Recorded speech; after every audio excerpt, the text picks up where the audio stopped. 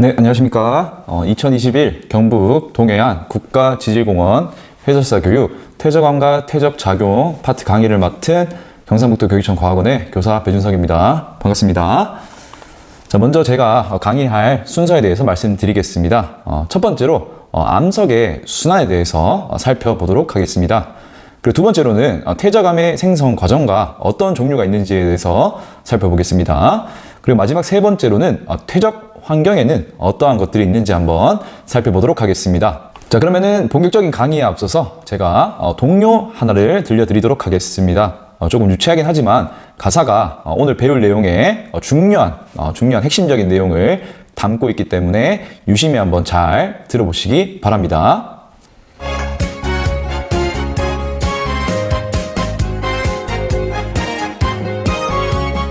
바위돌 깨뜨려 돌덩이, 돌덩이 깨뜨려 돌멩이, 돌멩이 깨뜨려 자갈돌, 자갈돌 깨뜨려 모래알.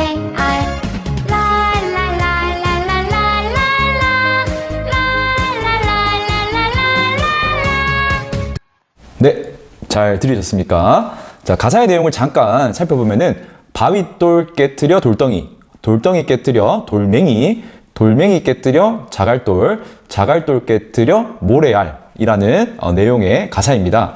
바윗돌이 모래알이 되는 과정을 나타내는 것인데요. 커다랗고 단단한 바위가 모래알이 되기 위해서는 가사에서처럼 깨지고 부서지고 깎이는 등의 과정이 필요합니다. 우리는 이런 과정을 풍화와 침식이라고 이야기를 할 건데요. 퇴적암과 퇴적물이 생성될 때 아주 중요한 단계 중에 하나이므로 풍화와 침식의 요 핵심적인 단어를 잘 기억하시면서 본격적인 강의에 들어가 보도록 하겠습니다. 네, 첫 번째 순서는 암석의 순환에 대해서 알아보도록 하겠습니다. 여러분들은 순환이라고 하면은 어떤 게 먼저 떠오르십니까? 저는 순환이라고 하면은 이 그림과 같이 우리 몸속에서 계속 끊임없이 돌고 있는 피, 혈액의 순환이 가장 먼저 떠오릅니다. 그래서 이렇게 우리 몸에서 계속 돌고 있는 피처럼 이 암석도 순환을 한다고 합니다.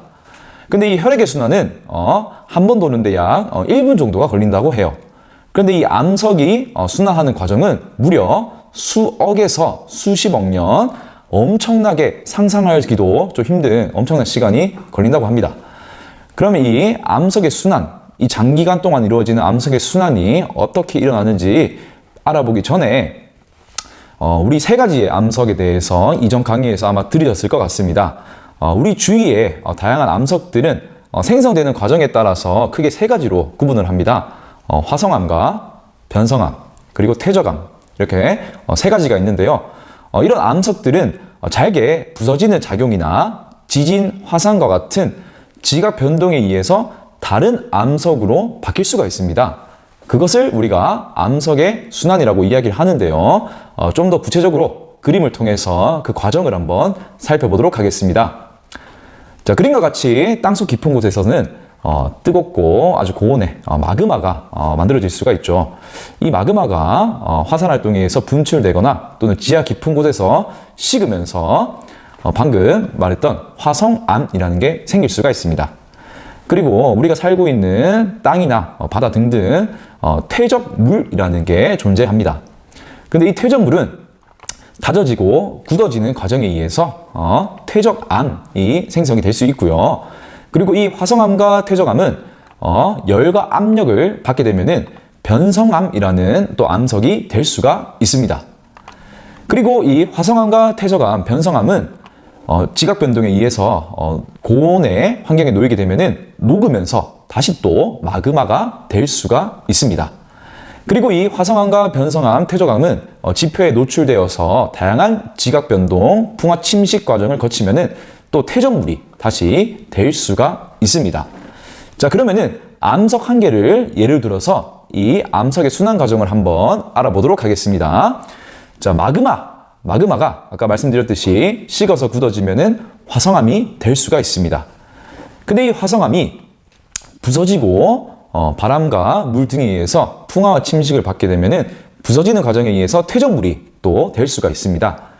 그래서 이 퇴적물이 다져지고 굳어지는 작용을 받게 되면은 다시 또 퇴적암이라는 암석이 될 수가 있고요. 이 퇴적암이 열과 압력을 받게 되면은 변성암이 또 될 수가 있습니다. 근데 이 변성암이 또 지각 변동에 의해서 아주 높은 열을 받게 되면은 녹는 과정에 의해서 다시 마그마가 될 수 있습니다.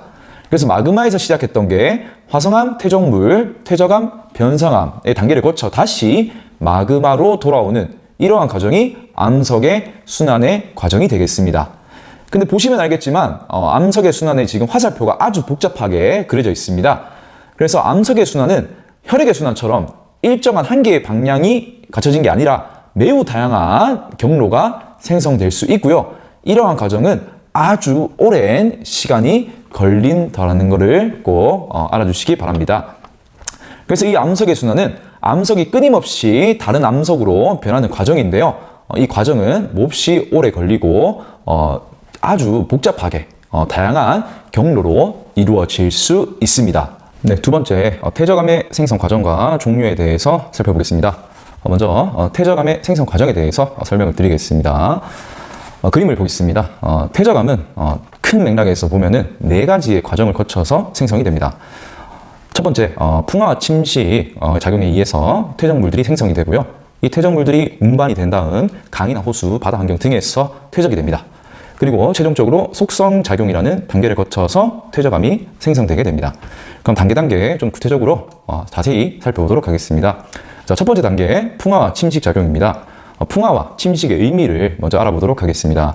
풍화는 지표를 구성하는 암석이 햇빛, 공기, 물, 생물 등에 의해서 더 작은 조각들로 쪼개어지는 현상을 말하는데요. 그림으로 보겠습니다. 지금 커다란 바위 틈 사이에 물이 들어가 있습니다. 이 물이 햇빛 그리고 온도 등에 의해서 얼고 녹음을 반복하면서 더 작은 조각들로 암석을 쪼개게 됩니다. 자, 그리고 두 번째 그림입니다. 지금 바위 틈에 나무의 뿌리가 들어가 있는 걸 볼 수 있죠. 이 뿌리가 생장을 하면서 이 커다란 암석을 더 작은 조각들로 쪼갤 수가 있습니다. 자, 이러한 과정이 대표적으로 풍화라고 이야기를 합니다. 근데 풍화는 한 가지 의미가 더 있는데요. 광물이 물이나 공기와 접촉해서 화학 변화를 일으킵니다.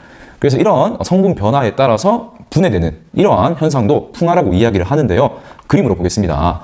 지금 좌측과 오른쪽 두 개가 똑같은 동상처럼 보이는데 좀 모습이 다릅니다. 자, 바로 산성비에 의해서 풍화된 조각상의 모습입니다. 이 암석과 산성비가 만나 화학 변화를 일으켜 성분이 변해서 분해되면서 이렇게 좌우가 다른 모습을 띠고 있죠. 그래서 풍화는 이렇게 큰 의미에서 보면은 암석이 잘게 부서지는 작용이라는 의미인데 좀 더 세부적으로 보면은 두 가지의 의미를 가지고 있습니다. 단순히 기계적인 힘에 의해서 작은 조각들로 쪼개지는 물리적인 풍화라는 의미도 있고요. 그리고 화학 변화에 의해서 생성되는 이런 풍화. 그래서 물리적 풍화, 화학적 풍화 두 가지 의미를 가지고 있습니다. 자, 그럼 침식의 의미를 좀 살펴보겠습니다. 침식은 지표의 바위나 돌, 흙 등이 빗물이나 냇물, 바람 등에 의해서 깎여 나가는 작용을 침식이라고 하는데요. 사진으로 한번 이해해 보겠습니다. 자, 이 사진을 유심히 보시면은 뭘 닮았는지 한번 생각해 보시기 바랍니다. 자세히 보시면은 옆모습 같죠? 바로 대만 예류지질공원에 있는 여왕머리 바위라는 것입니다. 이 바위가 오랜 시간 동안 바람에 의해서 깎여 나가면서 이런 여왕머리의 모습을 띠고 있습니다. 그리고 또 한 개 더 사진을 더 보겠는데요. 자, 이 사진은 바로 터키의 카파도키아라는 지역이 있습니다. 그 지역에 있는 버섯 바위라는 건데요.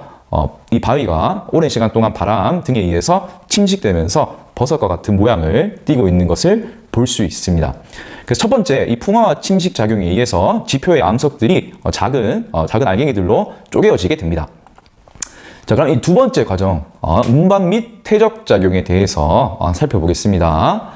자, 흐르는 물, 바람, 빙하 등에 의해서 퇴적물들이 저지대로 운반이 되고요. 그리고 유속이 점점점 감소함에 따라서 퇴적물 입자들이 가라앉게 되고 퇴적되게 됩니다. 산산이 부서진 퇴적물들이 쌓인다고 해서 이렇게 쌓인 것들을 쇠설성 퇴적물이라고 우리가 이야기를 하는데요. 이 쇠설성 퇴적물에는 화산활동에 의해서 분출된 화산재도 포함이 됩니다. 자, 그리고 또 하천수나 바닷물 속에 녹아있는 물질들이 화학적으로 침전해서 퇴적이 되기도 합니다.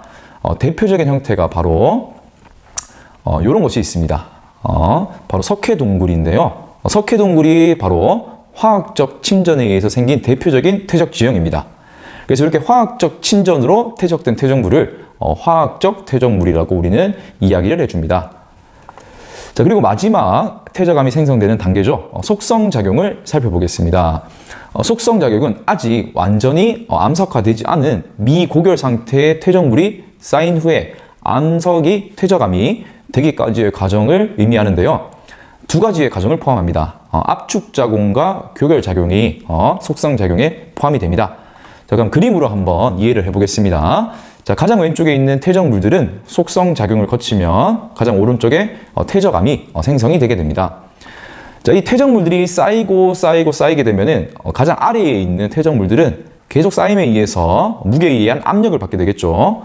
그러면은 이 압력에 의해서 퇴적물 입자 사이에 비어있는 공극이 점점점 좁아지고요. 더 치밀해지고 밀도가 커지게 됩니다. 그래서 이러한 다져지고 눌려지는 과정을 우리가 압축작용 혹은 다짐작용이라고 이야기를 합니다. 그래서 이 과정을 거친 후에 아직 완벽히 이 공극들이 메꿔지지가 않았어요. 그래서 이 공극을 물이 왔다 갔다 출입을 할 수 있습니다.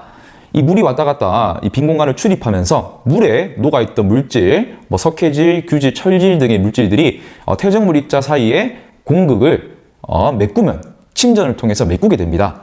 그래서 이 작용을 교결작용, 영어로는 시멘테이션이라고 얘기하는데요.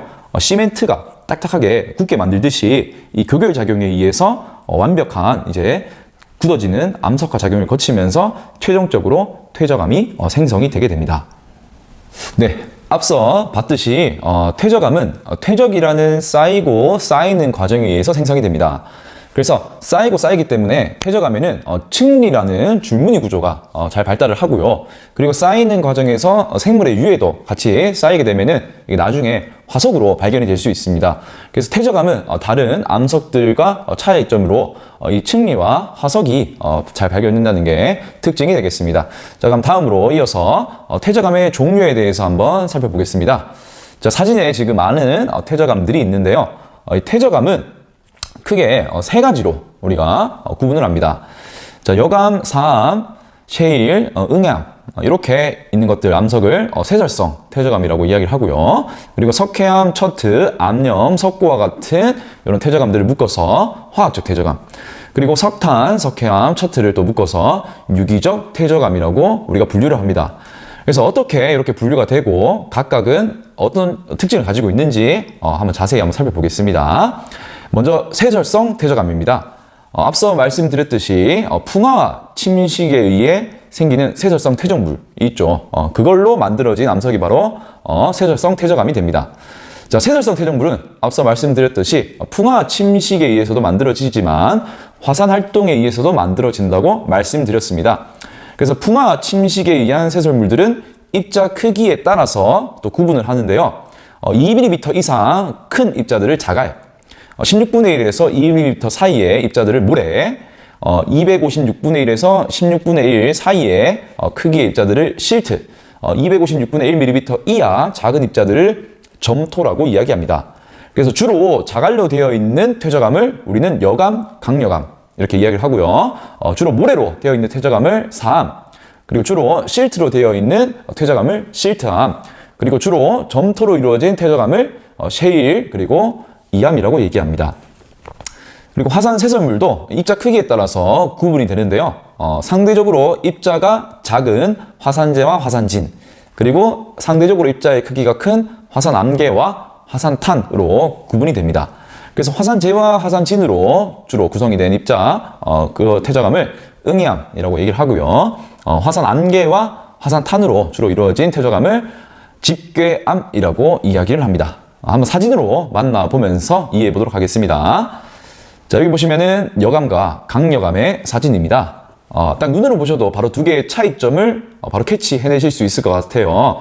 여감은 상대적으로 자갈이 둥근 반면에 강여감은 자갈이 이렇게 모가 나 있습니다. 각져 있죠. 이렇게 입자가 얼마나 둥근가 하는 정도를 우리는 원마도라고 이야기를 합니다.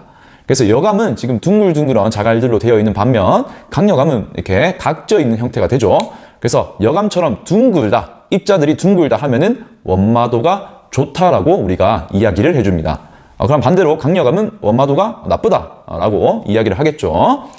자, 지금 사진에 보시는 이 세 개가 바로 좌측부터 모래, 실트, 점토입니다. 그래서 이 모래로, 주로 모래로 이루어진 퇴적암을 우리는 사암이라고 얘기하고요. 그리고 실트로 주로 된 퇴적암을 실트암, 점토로 주로 된 퇴적암을 셰일, 이암 이렇게 구분을 합니다. 셰일과 이암 역시 여러분들께서 눈으로 보시면은 바로 차이점을 캐치해내실 수 있습니다. 셰일 같으면은 지금 가로로 된 줄무늬가 보이는 반면 이암은 그렇지 않죠. 그래서 셰일은 이암과 다르게 층리가 발달되어 있습니다. 반면에 이암은 층리가 발달되어 있지 않고요. 셰일은 이렇게 층리가 발달된과 더불어서 쪼개어지는 성질이 있는 반면 또 이암은 그렇지가 않아서 이 두 개를 이렇게 구분을 할 수 있습니다. 자, 화산 세설물로 만들어진 퇴적암들도 살펴보겠습니다. 자, 지금 보시는 사진이 화산 세설물의 실제 사진입니다. 지금 가장 좌측에 있는 게 화산진이고요. 이 화산진은 16분의 1mm 이하 크기의 입자들을 이야기합니다. 자, 오른쪽으로 가면 갈수록 서서히 입자들의 크기가 커지고 있습니다. 자, 화산탄과 화산암계의 사진인데요. 지름 64mm 이상의 크기의 입자들을 이렇게 큰 화산탄, 화산암계로 분류하고 있습니다. 자, 그 사이에 이렇게 화산재와 화산역이 분포하는데요. 상대적으로 입자의 크기가 작은 화산재, 화산진으로 주로 이루어진 퇴적암을 응해암, 그리고 상대적으로 입자의 크기가 큰 화산탄과 화산암계로 된 퇴적암을 집계암이라고 이야기합니다. 자, 그럼 다음 화학적 퇴적암으로 넘어가 보겠습니다. 자, 화학적 퇴적암은 다양한 화학 성분이 화학적으로 침전하거나 물이 증발함에 따라서 침전하여 생성된 퇴적암을 말하는데요. 자, 물에 녹아있던 물질에 침전 되는 것을 한번 보겠습니다. CaCO3 탄산칼슘입니다. 이 탄산칼슘의 화학적 침전으로 생성되는 퇴적암이 바로 석회암입니다. 그리고 SiO2 바로 실리카 규질 물질이죠. 이런 SiO2와 같은 규질 물질의 화학적 침전으로 생기는 퇴적암이 바로 처트입니다. 그리고 증발 잔류물에 의해서 생기는 퇴적암이 석고와 그리고 NaCl 소금이죠. 이런 증발 잔류물에 의해서 생기는 퇴적암이 바로 암염입니다. 사진을 한번 보겠습니다. 자, 아까 앞서 말씀드렸듯이 화학적 침전에 의해서 생기는 대표적인 퇴적 지형이 제가 석회동물이라고 말씀드렸습니다. 자, 이처럼 물속에 있는 CaCO3 탄산칼슘이 침전해서 생성되는 대표적인 암석이 석회암입니다. 자, 그리고 물속에 있는 규질, 실리카 물질이 침전해서 생성되는 대표적인 퇴적암이 바로 처트입니다. 그리고 좌측에 지금 사진에 지금 네모난 소금 결정이 보이죠? 암염이고요. 오른쪽은 석고입니다. 자, 이처럼 바다나 호수에 물이 증발하면서 물속에 녹아있던 물질이 침전해서 생성되는 이런 화학적 퇴적암도 있습니다. 자, 마지막 유기적 퇴적암에 대해서도 한번 상세히 한번 살펴보겠습니다. 유기적 퇴적암은 생물의 유해가 퇴적되어 만들어진 퇴적암인데요. 생물의 석회질 부분이나 규질 부분이 퇴적된 경우가 대부분입니다. 표를 한번 보겠습니다. 생물의 유해, 식물체의 유해로 인해서 만들어진 퇴적암이 바로 석탄입니다. 자, 그리고 규질 생물체의 유해에서 만들어진 퇴적암이 처트고요. 석회질 생물체의 유해에서 만들어진 퇴적암이 석회암입니다. 아까 화학적 퇴적암에도 처트와 석회암이 있었는데 유기적 퇴적암에도 처트와 석회암이 있습니다. 그래서 어떤 과정에서 만들어졌냐에 따라서 처트와 석회암은 화학적 퇴적암이 될 수도 있고요. 유기적 퇴적암이 될 수도 있습니다. 자, 사진으로 한번 만나보겠습니다. 자, 가장 좌측에 있는 게 식물의 잔해가 지층에 쌓인 뒤에 탄화되어서 생성된 석탄이고요. 중간에 있는 게 바로 유공층, 상소 등의 석회질 부분이 퇴적되어 생성된 바로 석회암입니다. 이 유공층의 껍질이 대부분 석회질 물질로 되어 있습니다. 자, 그리고 방상충 껍질이 쌓여서 생성된 처트의 사진인데요. 이 방상충의 껍질 역시 바로 실리카 물질, 규질 물질로 되어 있습니다. 자, 그래서 이렇게 퇴적암을 세절성 퇴적암, 화학적 퇴적암, 유기적 퇴적암 세 가지로 분류를 해보았습니다. 네, 이번 강의의 마지막 목차입니다. 퇴적 환경에 대해서 알아보도록 하겠습니다. 자, 먼저 그림을 보겠습니다. 퇴적 환경은 대표적으로 세 가지로 구분을 할 수 있습니다. 육상 환경에서 퇴적이 된다. 그리고 육지와 바다가 접해 있는 연안, 해양 환경에서 퇴적이 된다. 그리고 바다의 영향을 많이 받는 해양 환경에서 퇴적이 된다. 그래서 이렇게 세 가지 환경으로 구분을 할 수가 있습니다. 그래서 육상 환경에서 이렇게 퇴적돼서 나타나는 층을 우리는 육성층이라고 얘기를 하고요. 그리고 해양 환경에서 이렇게 퇴적되어서 만들어지는 층을 해성층이라고 우리가 이야기를 합니다. 그래서 육상 환경, 연안 환경, 해양 환경 세부적으로 보면은 각각의 다양한 퇴적 구조와 지형들이 나타납니다. 그래서 각 환경에서 어떤 퇴적 구조와 지형이 나타나는지 자세히 한번 살펴보도록 하겠습니다. 첫 번째 육상 환경은 말 그대로 육지 안을 말합니다. 그래서 육지 안에서 세설성 퇴적물이 퇴적되는 곳을 말하는데요. 호수나 하천, 사막, 빙하 등이 여기에 포함이 됩니다. 그래서 바다의 영향을 받지 않는 고저면 위의 환경이 바로 육상 환경이 됩니다. 자, 지금 그림 속의 빨간 동그라미 이 부분들을 자세히 한번 살펴보도록 하겠습니다. 먼저 강입니다. 이 강은 일단 흐르죠. 근데 강이 흐르면서 물의 속도가 발생되는데요. 아까 봤던 세설성 퇴적물은 입자의 크기가 다양했습니다.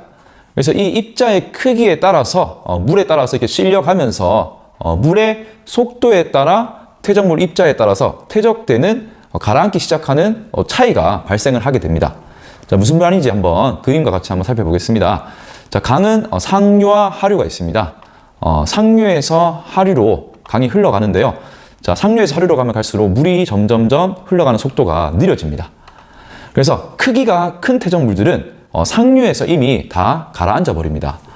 그래서 유속이 상대적으로 빠른 강의 상류, 그리고 상대적으로 유속이 느린 강의 하류 비교를 해보면은 유속이 빠른 강의 상류에서 이미 입자가 큰 퇴적물들이 퇴적되기 때문에 강의 상류에 있는 퇴적암들을 보면은 입자의 크기가 상대적으로 크게 분포를 합니다. 자, 반대로 강의 하류는 저 멀리 강의 퇴적물들이 운반해 온다는 것은 가벼운 입자들이 멀리 갈 수 있겠죠. 그렇기 때문에 입자들의 크기가 작은 퇴적암들이 많이 발견이 될 수 있습니다. 자, 다음은 호수입니다. 자, 한번 호수를 생각해 보시면은 호수는 이렇게 잔잔하게 항상 이렇게 있습니다. 그래서 호수는 물의 수위 변동이 거의 크게 없죠. 그렇기 때문에 입자의 크기가 작은 모래나 진흙이 쌓여서 계절 변화에 따라 평행하고 얇은 층리가 주기적으로 형성되는 특징이 있습니다. 사진으로 한번 보시면은 여기가 어디냐면 바로 태종대입니다. 부산의 태종대는 과거 백악기 시절에 호수 환경이었다고 합니다. 사진의 이 부분을 유심히 보시면은 지금 가로 줄무늬가 보이면서 색깔이 다른 것을 보실 수 있죠. 이처럼 호수 환경에서 모래나 진흙 이런 것들이 쌓임으로써 층리가 발달해 있는 것을 확인해 보실 수 있습니다. 그리고 세 번째는 선상지라는 지형입니다. 선상지는 부채꼴 모양을 하고 있다는 뜻의 의미이거든요. 이렇게 생겼습니다. 선상지는 산과 평지가 만나는 곳에 잘 발달합니다. 산은 경사가 급한 반면에 평지는 완만하죠. 그래서 경사가 급격히 변하는 곳에서 유속의 변화가 급속히 일어남에 따라서 퇴적물들이 와르르 쏟아지면서 부채꼴 모양을 이루게 됩니다. 이것을 바로 선상지라고 이야기를 합니다. 그래서 이 선상지에서는 이 퇴적물들이 와르르 쏟아짐에 따라서 퇴적물들의 분급이 불량하다는 특징이 있는데요. 분급이 무슨 뜻이냐 하면은 입자의 크기가 얼마나 고르게 분포하고 있냐라는 뜻입니다. 그림으로 한번 이해해 보겠습니다. 가장 왼쪽에 원안을 보시면은 지금 퇴적물들의 입자의 크기가 다양한 것을 보실 수가 있죠. 이런 것을 우리가 분급이 안 좋다라고 이야기합니다. 다시 말하면 분급이 불량하다라고 이야기를 합니다. 근데 오른쪽으로 서서히 이동하다가 가장 오른쪽에 있는 동그라미를 보시면은 안에 있는 퇴적물 입자들의 크기가 다 비슷하게 분포를 하고 있습니다. 그래서 이렇게 입자의 크기가 고르다 하는 것을 분급이 좋다 또는 분급이 양호하다라고 표현을 해 줍니다. 그래서 선상지는 와르르 쏟아지게 되는 산지와 평지가 만나는 그 부분은 분급이 매우 불량하고요. 그리고 선상지의 하부로 오면 올수록 입자의 평균적인 크기가 작아진다는 특징이 있습니다. 자, 다음은 사막입니다. 사막은 물이 거의 없는 환경이기 때문에 바람에 의해서 퇴적 환경이 발달하게 됩니다. 그래서 바람에 날린 퇴적물들은 바람의 속도가 감소함에 따라서 쌓이게 되는데요. 대표적으로 발달하는 퇴적 지형이 이것입니다. 바로 모래, 언덕, 사구가 사막에서는 잘 발달하게 됩니다. 그래서 이 사구 또는 사막에 있는 퇴적물들을 잘 보면은 다 모래의 석영 입자로 되어 있고요. 아주 분급이 고른 양호한 양상을 띠는 특징이 있습니다. 자, 그리고 육상 환경의 마지막 지형 빙하에 대해서 보겠습니다. 자, 사진과 같이 빙하는 땅강 얼어있는 고체 형태입니다. 그래서 빙하는 고체로 이동을 하면서 모난, 자갈, 모래, 점토 뭐 할 것 없이 한 번에 우르르 다 옮겨버리는 특징이 있습니다. 그래서 이렇게 다양한 것들이 혼합된 퇴적물들이 한꺼번에 운반이 되게 되는데요. 그래서 이게 빙하에 의해서 운반된 다음에 얼음이 녹게 되면서 층층이 쌓이게 되면서 빙퇴석이라는 퇴적암을 만들게 됩니다. 당연히 자갈, 모래 등등 다양한 퇴적물들이 운반돼서 쌓이기 때문에 분급이 매우 불량하다는 특징이 있게 됩니다. 자, 다음 퇴적 환경은 바다와 육상 환경이 접해 있는 연안 해안 환경이 되겠습니다. 육지와 해양 환경 사이에 위치를 하기 때문에 담수와 바닷물, 바람과 파도의 작용과 같이 육지와 바다의 영향을 모두 받는다는 특징이 있습니다. 자, 빨간 동그라미에 들어가 있는 이 지형들을 상세히 한번 살펴보도록 하겠습니다. 첫 번째, 삼각주입니다. 삼각주는 영어로 하면은 델타라고 이야기합니다. 델타는 그리스 알파벳의 네 번째 삼각형 모양을 하고 있습니다. 그래서 그림과 같이 이렇게 삼각형의 모양을 하고 있는 곳이 바로 삼각주인데요. 이 삼각주는 하천이 상대적으로 잔잔한 바다나 호수로 흘러 들어가면서 유속이 급격히 감소되는 부분에 퇴적작용이 일어나서 만들어집니다. 그 모양이 삼각형 모양이기 때문에 삼각주라고 이야기를 해주고요. 경상도에서는 대표적으로 부산 낙동강의 끝부분에 이 삼각주가 잘 형성되어 있습니다. 자, 다음 지형은 해빈입니다. 해빈은 영어로 하면은 비치, 우리가 다 알고 있는 해변이라고 생각하시면 됩니다. 사진과 같이 파도 등 해수의 흐름에 의해서 해안 지역의 모래와 자갈이 퇴적된 지형입니다. 대표적인 해수욕장이 이런 양상을 띠고 있죠. 자, 그리고 다음으로는 사주와 석호라는 게 있습니다. 자, 그림에서 한번 보도록 하겠습니다. 자, 지금 빨간 동그라미와 같이 이렇게 퇴적물들이 해안과 나란하게 길게 쌓여서 형성된 지역이 있습니다. 이게 바로 사주 혹은 모래톱이라고 이야기를 하는 곳입니다. 그래서 이 사주 때문에 안쪽에 육지와 함께 감싸진 영역이 생기는데요. 여기 파란색 동그라미 지역입니다. 사주가 발달함으로 인해서 바다로부터 경계가 생겨서 분리돼서 형성된 호수가 발달하게 됩니다. 이거를 바로 석호라고 우리가 이야기를 해줍니다. 마지막 다음 해양 환경까지 살펴보겠습니다. 해양 환경은 말 그대로 바다의 영향을 많이 받는 곳입니다. 바다의 영향으로만 받고 있으면서 퇴적 환경 중 가장 넓은 면적을 차지하고 있습니다. 빨간 동그라미와 같이 대륙붕, 대륙사면, 대륙대, 심해저 등이 여기에 포함이 되는데요. 한번 한 개 한 개씩 구체적으로 살펴보도록 하겠습니다. 먼저 대륙붕입니다. 대륙붕은 대륙 주위에 분포하는 완만한 경사의 해저 지형을 말하는데요. 여기에 퇴적물의 약 60%가 육지로부터 공급된 것이라고 합니다. 그리고 대륙붕에서 이어지는 곳이 바로 대륙사면이라는 곳이 있습니다. 대륙붕과 심해저 사이에 급경사면을 이루는 지형이 바로 대륙사면이 되겠습니다. 자, 대륙사면에 이어서 대륙대라는 게 분포하고 있는데요. 대륙대는 대륙사면 하부에서 심해저를 잇는 곳으로 완만한 경사가 나타납니다.